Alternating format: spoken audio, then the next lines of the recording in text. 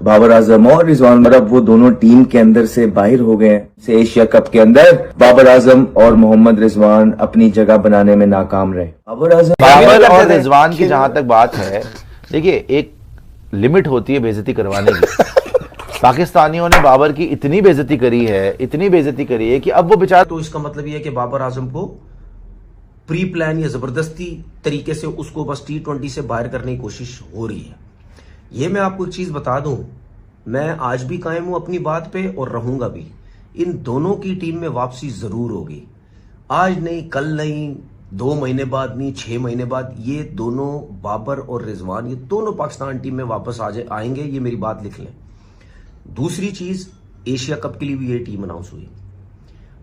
अब मैं एक चीज ये बोलता हूं कि हमारे लोग ये कहते हैं ना कि जी बाबर और रिजवान की T20 स्क्वाड में वापसी नहीं होनी चाहिए, तो नहीं होनी चाहिए, फिर जीतो एशिया कप, जीतो एशिया कप।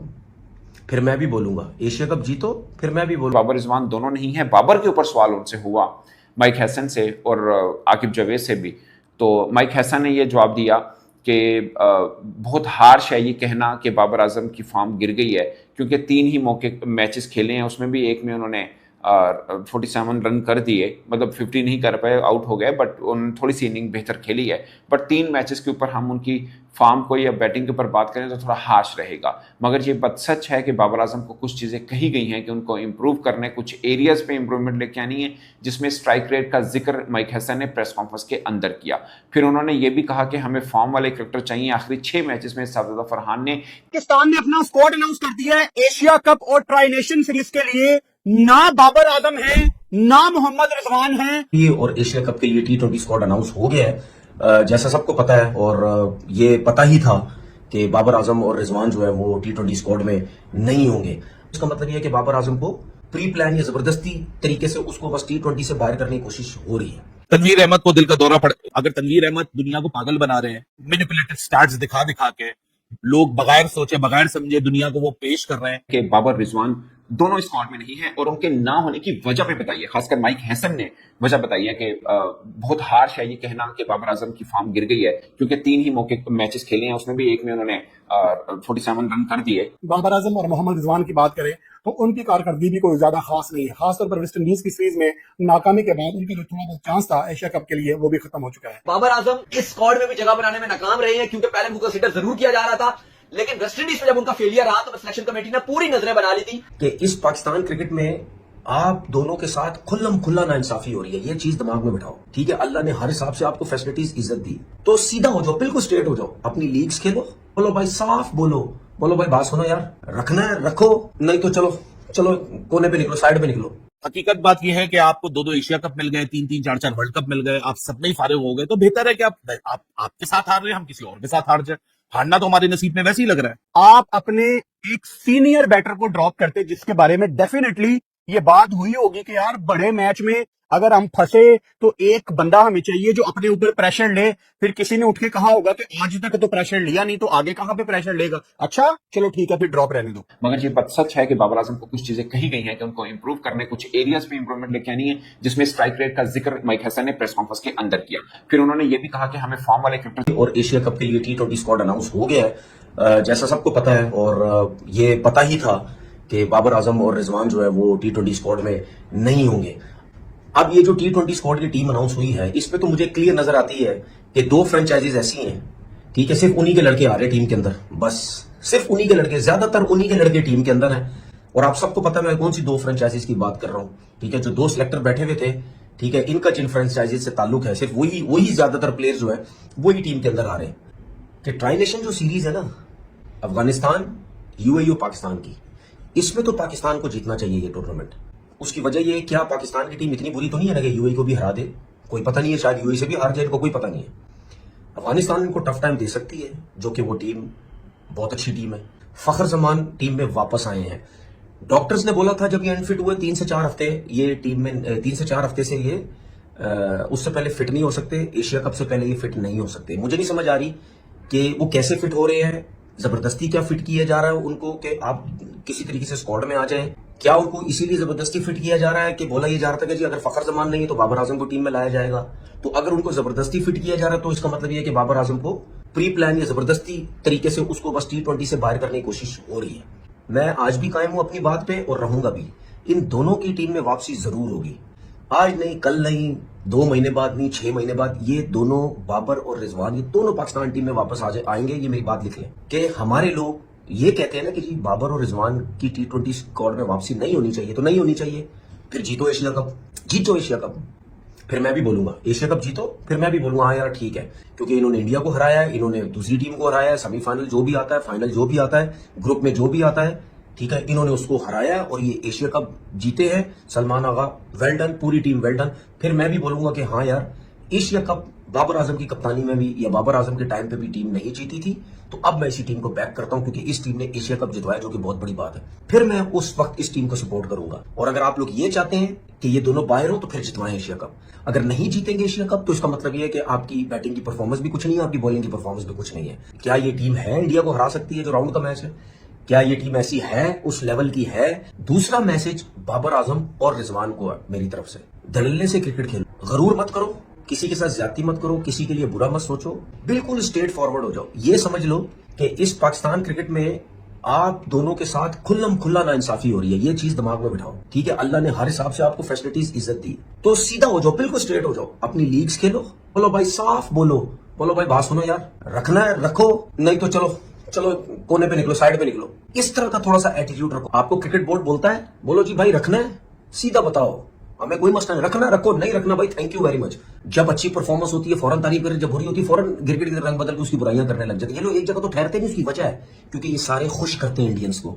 ये इस टीम का भी इन्होंने यही हाल करना है, इन्हीं प्लेयर्स की तारीफें कर रहे हैं, यही कुछ नहीं करेंगे, उनकी बुराई करेंगे, क्योंकि उनकी इंडिया को खुश करना है, इंडिया से व्यूज लेने हैं, इंडिया से डॉलर कमा रहा है, पैसा कमाना है। समझ आ गई? तो मेरा बाबर और रिजवान से ये मैसेज रिक्वेस्ट है, छोड़ दो, बोलो भाई थैंक यू वेरी मच, खिलाना है इज्जत दो, खिलाना है खिलाओ, नहीं खिलाना ना खिलाओ, टेंशन लेने की जरूरत नहीं है, देख लेना। ऐसे उठाएंगे, बोलो आओ दोनों बाबर रिजवान आओ पाकिस्तान टीम में आओ वापस। एशिया कप और ट्राई नेशन दोनों अनाउंस कर दी है। 17 मेंबर स्क्वाड है, ना बाबर है ना रिजवान है। कहानी इनकी फिलवक्त T20 में खत्म है। इसमें कोई सरप्राइज नहीं है, कोई चेंज नहीं है, सिवाय एक नाम के बाबर एंड रिजवान। कोई हेडलाइन नहीं है, लेकिन ये कोई सरप्राइज नहीं है कि बाबर रिजवान नहीं है। It was always on the cards. ये तो बाहर पीआर शीआर वाले चला रहे थे, पागल बना रहे थे लोगों को कि देखो देखो बाबर रिजवान आ जाएंगे। हमको डे 1 से पता था इन दोनों ने नहीं आना। तनवीर अहमद को दिल का दौरा पड़, अगर तनवीर अहमद दुनिया को पागल बना रहे हैं, मैनिपुलेटेड स्टैट्स दिखा दिखा के, लोग बगैर सोचे बगैर समझे दुनिया को वो पेश कर रहे हैं, बट अब लोगों को पागल बनाते हैं जो, और लोग उसके ऊपर उम्मीदें अपनी बना लें और फिर उसके बाद उनका दिल टूट जाए, इसमें हमारा तो कोई कसूर नहीं है। अच्छा हुआ बाबर रिजवान को नहीं लिया, दूसरों को मौका मिलना चाहिए। इनसे अब खेला नहीं जाता, खेला जाए ना खेला जाए वो बात की बात है। हकीकत बात यह है कि आपको 2-2 एशिया कप मिल गए, 3-3 4-4 वर्ल्ड कप मिल गए, आप सब में ही फारिग हो गए, तो बेहतर है कि आपके साथ हार रहे, हम किसी और के साथ हार जाए। हारना तो हमारे नसीब में वैसे ही लग रहा है। बड़ी खबर है, पाकिस्तान ने अपना स्क्वाड अनाउंस कर दिया है एशिया कप और ट्राई नेशन सीरीज के लिए।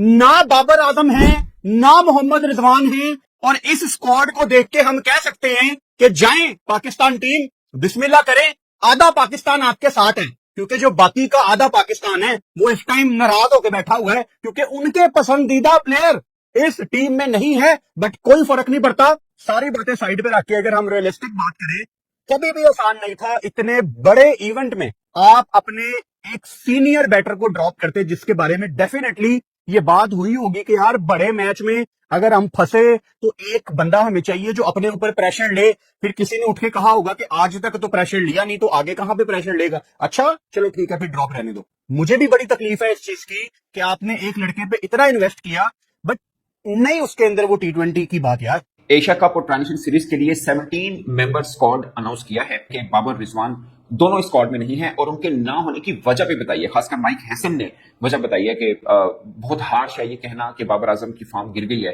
क्योंकि 3 ही मौके मैचेस खेले हैं, उसमें भी एक में उन्होंने 47 रन कर दिए। बट 3 मैचेस के ऊपर हम उनकी फॉर्म को या बैटिंग के ऊपर बात करें तो थोड़ा हार्श रहेगा। मगर ये बात सच है कि बाबर आजम को कुछ चीजें कही गई हैं कि उनको इंप्रूव करना है, कुछ एरियाज पे इंप्रूवमेंट लेके आनी है, जिसमें स्ट्राइक रेट का जिक्र माइक हैसन ने प्रेस कॉन्फ्रेंस के अंदर किया। फिर उन्होंने ये भी कहा कि हमें फॉर्म वाले क्रिकेटर चाहिए, बट सच ये है कि वो ये कहना चाह रहे हैं कि भैया कुछ और क्रिकेटर हैं जो बाबर आजम से बेहतर खेल रहे हैं T20 में, इसलिए वो टीम में है और बाबर आजम टीम में नहीं है। ये अल्फाज उन्होंने नहीं कहे, मगर उनका मतलब ये जरूर था, आप बड़े नाम जरूर हैं मगर आपकी फॉर्म बेहतर नहीं चल रही है, इसलिए हमने दूसरों को शामिल किया है। लेकिन अभी पाकिस्तान के स्क्वाड के हवाले से बात करें तो 115 के स्ट्राइक रेट से खेलने वाले सलमान अली आगा पाकिस्तान के T20 स्पेशलिस्ट कैप्टन हैं, एग्रेसिव क्रिकेट खेलेंगे।